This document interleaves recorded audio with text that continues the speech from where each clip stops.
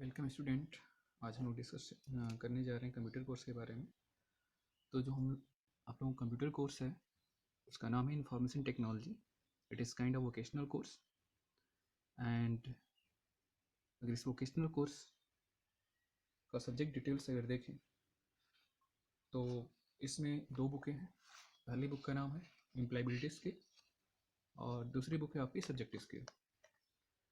तो employability skill का study material आपके एनसीईआरटी ऐप पे प्रोवाइड नहीं किया गया है, लेकिन जो सब्जेक्ट स्किल है उसका स्टडी मटेरियल पीडीएफ फॉर्म में आपके एनसीईआरटी ऐप पे प्रोवाइड किया गया है। आप वहाँ से जाके डाउनलोड कर लेंगे। वो एनसीईआरटी की बुक है और जो भी क्वेश्चन बनते हैं एनसीईआरटी की बुक से बनते हैं। मेरे पास एक साइड बुक है, तो यहाँ पे उसका पूरा सिलेबस दिया हुआ है। तो आप देखेंगे कि जो कोर्स है आपका, it is overall total 100 marks का है। अगर इस कोर्स में बात करें तो 50 मार्क्स प्रैक्टिकल के लिए होते हैं और 50 मार्क्स थ्योरी के लिए होते हैं। तो इसमें जो 50 मार्क्स थ्योरी के लिए होते हैं उसमें से 10 मार्क्स जो आपको बताया गया कि it is form of employability skill. Employability skill इसमें 3-4 यूनिट्स या 5 यूनिट्स हैं, जिसमें पहला आपका communication skill, self management skill, basic IT skill, entrepreneur skill and green skill. तो इन सारे चैप्टर्स जो एम्प्लॉयबिलिटी स्किल वाला बुक है उसमें से आपको 10 मार्क्स के क्वेश्चन मिलेंगे। और जो वोकेशनल स्किल है वहाँ से आपको मिलेंगे टोटल 40 मार्क्स के क्वेश्चन। तो इस तरीके से एम्प्लॉयबिलिटी स्किल और सब्जेक्ट स्किल मिला के बनते हैं आपके टोटल 100 मार्क्स, सॉरी 50 मार्क्स। तो हम लोग जो स्टडी मटेरियल प्रोवाइड किया गया आपके एमजीआरपी ऐप पे, that is belong to what subject skill and it is about 40 marks. तो उसमें आप जब इसको ओपन करेंगे तो आप देखेंगे कि जो फर्स्ट चैप्टर है, तो फर्स्ट चैप्टर में कुछ कंटेंट्स हैं। तो कंटेंट्स जो है आपके एम्प्लॉयबिलिटी स्किल से रिलेटेड है। तो हम लोग इस चैप्टर से स्टार्ट नहीं करेंगे, हम लोग स्टार्ट करेंगे सेकेंड चैप्टर से। और आपका सेकेंड चैप्टर क्या है? वेब एप्लीकेशन बेसिक, जिसके बारे में हमने एक लेक्चर यूट्यूब से डाउनलोड करके पहले भी प्रोवाइड किया था। तो वहाँ पे आप देख लेंगे कि बहुत सारी चीज़ें कवर की गई हैं, लेकिन जैसा विद्यालय द्वारा बताया गया कि टीचर्स अपने लैंग्वेज में स्टडी मटेरियल प्रोवाइड करें। सो उसके लिए हम आप देखेंगे कि जो वेब एप्लीकेशन बेसिक है उसके पहले वाला जो चैप्टर है फंक्शन इंग्लिश, इसको आप लोगों को टच नहीं करना है। हम लोग जो स्टार्ट करेंगे, जो सेकेंड चैप्टर हम लोगों का है वेब एप्लीकेशन बेसिक, जो पेज नंबर 75 से स्टार्ट हो रहा है आपके स्टडी मटेरियल में, तो हम यहाँ से स्टार्ट करेंगे। इसमें आप देखेंगे कि चैप्टर स्टार्ट होते ही आप लोगों के पास बुक होगी। हम थोड़ा खोल रहे हैं, इसमें थोड़ा टाइम लग रहा है। जैसे बुक ओपन हो जा रही है तो हम डिस्कशन स्टार्ट करते हैं। तो इसमें हम देखेंगे कि जो आपका फर्स्ट चैप्टर है, तो फर्स्ट चैप्टर की बात करें अगर हम लोग, तो फर्स्ट चैप्टर तो आपका जो बुक में दिया उसको हम लोगों को स्टडी नहीं करना है। सेकेंड चैप्टर की बात करें हम लोग, in second chapter belong to web application basic, and according to this chapter there are too many contents. First is working with accessibility option. So right now we are not discussing about the eligibility accessibility option because these things are belong to the practicals, and we will discuss about such thing mostly in lab. So right now I omit these topics and we are going to next topic, that is networking. So what is networking? Networking discuss करने से पहले जाएंगे networking जो है आपका networking fundamental start from page number 83। तो I hope everyone open the page number 83। तो first topics आपका है नेटवर्किंग फंडामेंटल। आई होप आप लोग क्लास 8 में नेटवर्किंग पढ़े होंगे तो उसके रिगार्डिंग आप लोग जानते होंगे कि नेटवर्किंग क्या होती है. Networking definition, if you want to define networking, how can we define networking? For define networking, we remember the one definition. If most of students join my class in 8, अगर आपने मेरी 8 में क्लासेस की होंगी तो आपको शायद पता होगा, नहीं की होंगी तो फिर से एक बार हम रिवाइज कर देते हैं. तो यहाँ पे टॉपिक है networking.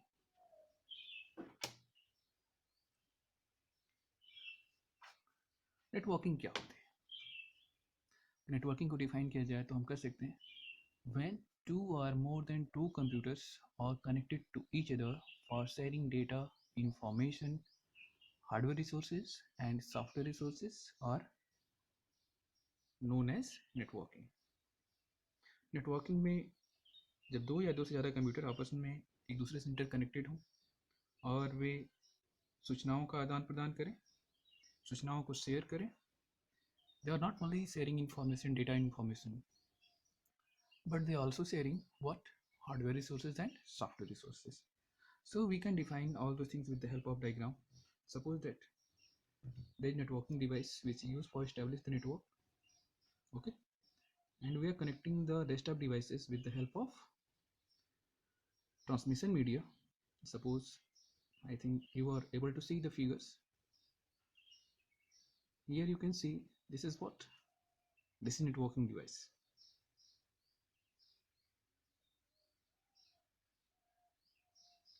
This is transmission media.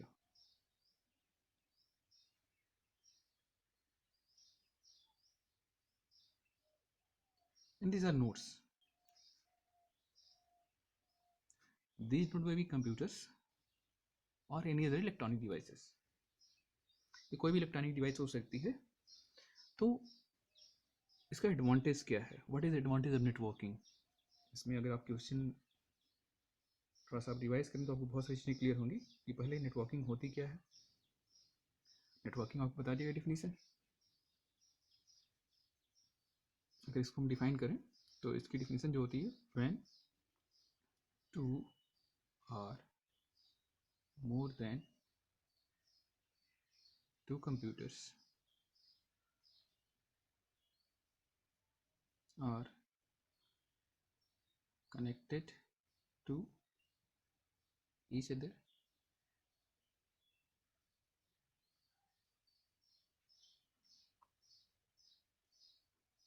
for sharing data, information, sharing what? Data, information, hardware resources, hardware and software resources. Okay.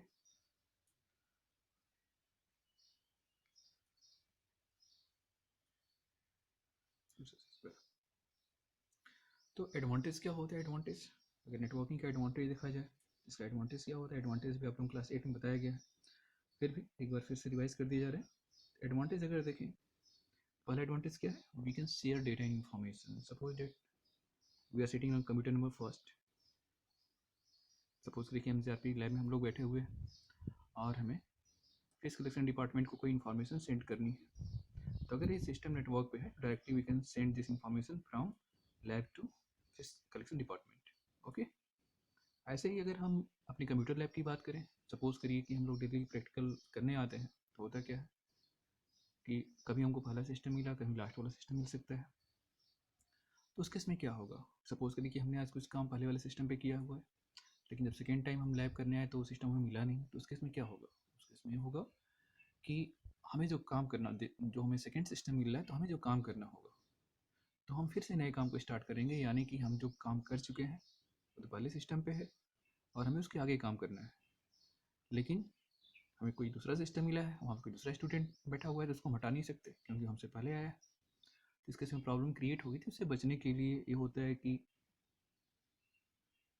या तो हम उसको पी डी एम बैकअप ले फिर वहाँ पे पेस्ट करें. लेकिन मोस्टली आप लोगों को पता होगा कि लैब में पी डी अलाउ नहीं होता है. लेकिन अगर हमारे लैब में नेटवर्किंग हो तो आप देखेंगे कि आप system number first, second, third और फोर्थ, आप सिस्टम नंबर फोर्थ पे बैठे हुए हैं यहाँ पे और आपकी इंफॉर्मेशन यहाँ पे स्टोर है। अगर ये नेटवर्किंग हो तो होगा क्या? If there is networking, then we can access the resources which are available on the system number first, where we are sitting on the system number 4. जो resources available हैं system number 4 पे available हैं, लेकिन उनको हम system number 4 से access कर सकते हैं. Second, we can save money. How we can save money? हम मनी कैसे सेव करते हैं? मनी ऐसे सेव करते हैं कि सपोज करिए कि suppose I want to print something. In that case, what we need? We need printer. अगर अलग अलग सिस्टम पे जो इन्फॉर्मेशन कलेक्टेड है या जो इन्फॉर्मेशन टाइप करके रखी है आपने उसको प्रिंट करना हो तो प्रिंटर की ज़रूरत होगी. तो प्रिंट करने के लिए आप क्या करेंगे? प्रिंटर से कनेक्ट करेंगे और प्रिंट आउट लेंगे. अगर आपको अपनी इन्फॉर्मेशन प्रिंट करनी है तो हर एक सिस्टम के साथ प्रिंटर होना चाहिए. तो आप इमेजिन करिए कि अगर हमारे लैब में 40 कंप्यूटर से 40 प्रिंटर होना चाहिए तो उसकी कास्टिंग क्या हो जाएगी. लेकिन अगर नेटवर्किंग है तो उस केस में क्या होगा? उस केस में होगा कि प्रिंटर वो सेरेबल मोड में होगा और वो सेरेबल प्रिंटर बाकी डिवाइसेस भी उसको एक्सेस कर सकते हैं. दैट मीन्स अगर ये प्रिंटर आपका यहाँ से कनेक्टेड है, डिवाइस सेकेंड से प्रिंटर कनेक्टेड है,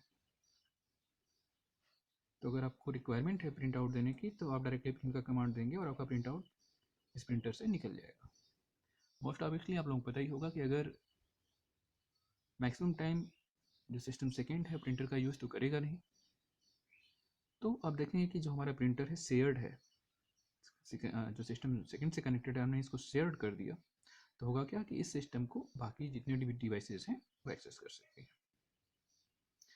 वैसे ही हार्डवेयर रिसोर्सेज में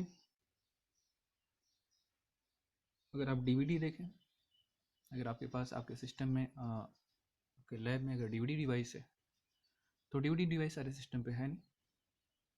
अगर हमें कोई सॉफ्टवेयर इंस्टॉल करना है या कोई इन्फॉर्मेशन कैरी करनी है जो डीवीडी के फॉर्म में डीवीडी में स्टोर हो तो उसके इसमें क्या करना होगा? उसके इसमें ये करना होगा कि हमें अपनी इन्फॉर्मेशन को एक्सेस करने के लिए सारे सिस्टम पे डीवीडी प्लेयर को कनेक्ट करना होगा.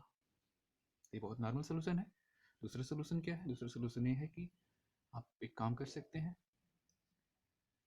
क्या कि किसी एक सिस्टम पे उस डीवीडी ड्राइवर को इंस्टॉल कर दीजिए और उसको शेयर कर दीजिए. जैसे आप शेयर करेंगे उस डीवीडी ड्राइवर बाकी सिस्टम के लिए भी एक्सेसिबल होगा. Okay, that is advantage. Software resources आपने देखा होगा कि how we share the software resources. आप देख रहे हैं कि जैसे एक डीवीडी बाकी जो मैक्सिमम सिस्टम है उनके लिए काम कर रहा है, यानी कि 48 सिस्टम है या 50 सिस्टम है, देखिए डीवीडी डिवाइस से बाकी सिस्टम का भी काम हो जा रहा है. क्यों? क्योंकि आपने डीवीडी यहाँ पे कनेक्ट कर दिया इस पीसी के साथ और इसको आपने शेयर कर दिया नेटवर्क पे, तो ये जो डीवीडी है बाकी सिस्टम के लिए भी एक्सेसिबल होगा. यानी कि जो इस डीवीडी डिवाइस को अगर बाकी दूसरे सिस्टम भी एक्सेस करना चाहें तो उसको एक्सेस कर सकते हैं. यहाँ पे सेकेंड अगला टर्म जो लिखा हुआ है सॉफ्टवेयर रिसोर्सेज. तो what do means by software resources? अगर कंप्यूटर की बात करें तो कंप्यूटर पे जो भी काम किया जाता है that is all the things get perform with the help of software. और हर एक टास्क को करने के लिए अलग अलग सॉफ्टवेयर होते हैं. और आई होप आप लोगों को पता होगा software are basically two types, open source software and licensed software. For using the open source software we don't need to have any such kind of license. That means we don't need to pay license fee. लेकिन अगर हमें licence software use करना हो तो उसके लिए हमें जो सॉफ्टवेयर ओनर है उनको लाइसेंस फी करने के बाद ही हमें सॉफ्टवेयर को इंस्टॉल करना पड़ता है. तो आप देखेंगे कि एक सिस्टम पर अगर एक सॉफ्टवेयर इंस्टॉल किया जाए तो वैसे ही लाइसेंस सॉफ्टवेयर को अगर इंस्टॉल करना हो मैक्सिमम सिस्टम पे तो उतनी ही लाइसेंस की ज़रूरत पड़ेगी. अगर एक लाइसेंस की फ़ी अगर मान चलिए कि अगर 1000 भी है, अगर 40 सिस्टम पे अगर आपको सॉफ्टवेयर इंस्टॉल करना है तो आप देख लेंगे कि आपकी कास्टिंग जो 40 टाइम ज़्यादा हो जाएगी. लेकिन अगर हम जो सॉफ्टवेयर यहाँ पे इंस्टॉल्ड है अगर उसको शेयर कर दें तो बाकी डिवाइसेस उस डिवाइस पे जो सॉफ्टवेयर इंस्टॉल है उसको एक्सेस करके अपना काम कर सकती है। तो इस तरीके से देख रहे हैं कि जो हमारा networking it is very useful and very beneficial. Networking का आगे जो होता है टाइप होता है, नेटवर्किंग कितने टाइप की होती है, types of network, types of network.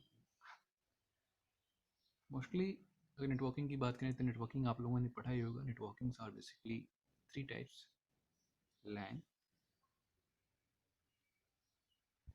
Man and वैन। लेकिन यहाँ पे जो हम लोगों को पढ़ना है इस बुक में वो हम लोग पढ़ेंगे लैन एंड वैन। लेकिन फिर भी इसके बाद मैन आपने पढ़ा तो इसके बारे में बता दें। LAN stand for local area network. तो लोकल नेटवर्क क्या होता है? ऐसा नेटवर्क जो पर्टिकुलर कॉलेज कैंपस में, स्कूल कैंपस में इंस्टॉल किया जाए या यूज़ किया जाए उसको लैन कहते हैं। इस शॉर्ट रेंज में डिवाइसेस को कनेक्ट करने के लिए यूज़ किया जाता है। सेकेंड आता है मैन। तो मैन एक दूसरे टाइप का नेटवर्क है। तो इस नेटवर्क में आप कह सकते हैं कि इसमें जो devices, that means we can access the system within particular area. तो पर्टिकुलर एरिया मतलब आप ये कह सकते हैं पर्टिकुलर सिटी में अगर आपको नेटवर्क के थ्रू सिस्टम को एक्सेस करना हो तो उस केस में हम मैन नेटवर्क का यूज़ करते हैं। एंड थर्ड है वैन, आपका वाइड एरिया नेटवर्क। तो वाइड एरिया नेटवर्क में सारे नेटवर्क्स, सपोज करिए कि यहाँ का लैन है, इसमें बहुत सारे डिवाइसेस कनेक्टेड हैं। ये दूसरा लैन है, यहाँ भी बहुत सारे डिवाइसेस कनेक्टेड हैं। सपोज करिए कि हमें एक डिवाइस से दूसरे डिवाइस को एक्सेस करना है, तो हम कैसे एक्सेस करेंगे? आपने देखा होगा कि दुनिया के जो सारे कंप्यूटर्स हैं, डायरेक्टली या इनडायरेक्टली, जो इंटरनेट हम लोग यूज़ करते हैं डायरेक्टली या indirectly, they are connected to each other. जो दूसरे से डायरेक्टली या इनडायरेक्टली कनेक्टेड होते हैं तो उन डिवाइसेस को हम एक्सेस कर सकते हैं। हम यहाँ पे एक्चुअली आपके कोर्स कंटेंट में मैन का डिस्कशन नहीं किया गया है, लेकिन आपको मैन के बारे में पता होना चाहिए, क्योंकि आज के जो लैन होते हैं, लैन तो आप लोग जानते हैं, लोकल नेटवर्क, जो आपके स्कूल कैंपस में, कॉलेज कैंपस में, पर्टिकुलर ऑफिस में यहाँ पे इस्टेब्लिश किया जाता है। We can say LAN can establish within range of 1 kilometer या 1 किलोमीटर की रेंज में अगर डिवाइसेस को कनेक्ट करना है किसी कॉलेज कैंपस या स्कूल कैंपस या ऐसा कोई कैंपस, तो वहाँ पे हम लैन का यूज़ कर लेते हैं। सेकेंड मैन आपको हमने बता ही दिया। और जो दूसरा है आपका वैन, wide area network. Wide area network के केस में we can access device from, we can access any device from anywhere. यानी कि आप दुनिया के किसी कंप्यूटर से अपने कंप्यूटर को कनेक्ट कर सकते हैं और इन्फॉर्मेशन को शेयर कर सकते हैं। तो आज जो भी कंसेप्ट है, यानी कि जो भी हम चीज़ें एक्सेस करते हैं वो सारी चीज़ें इसी के थ्रू फॉलो होती हैं।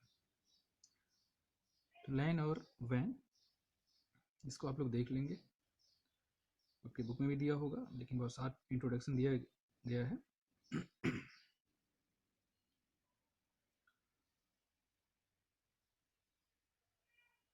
Then we're talking about internet.